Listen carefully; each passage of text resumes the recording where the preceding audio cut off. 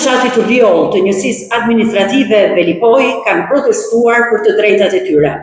E drejta për të protestuar është e drejtë kushtetuese dhe demokratike dhe nuk mund të pengohet nga askush, e aq më pak nga policia e shtetit. Këta banor nuk kërkojnë asgjë më shumë se sa dialogun dhe njohjen me faktet dhe pretendimet e tyre nga organet ligjzbatuese. Përdorimi i dhunës dhe i forcës nga ana e policisë në këtë rast është i patolerueshëm dhe i dënueshëm. Kërkojmë lirimin e menjëhershëm të banorëve të ndaluar, sepse kjo është në kundërshtim me kushtetutën dhe të drejtat e njeriut. I bëjmë thirrje policisë së Shkodrës, drejtuesve të saj, të bëjnë detyrën në interes të qytetarëve, të jenë në shërbim të tyre pasi paguhen nga taksat e qytetarëve.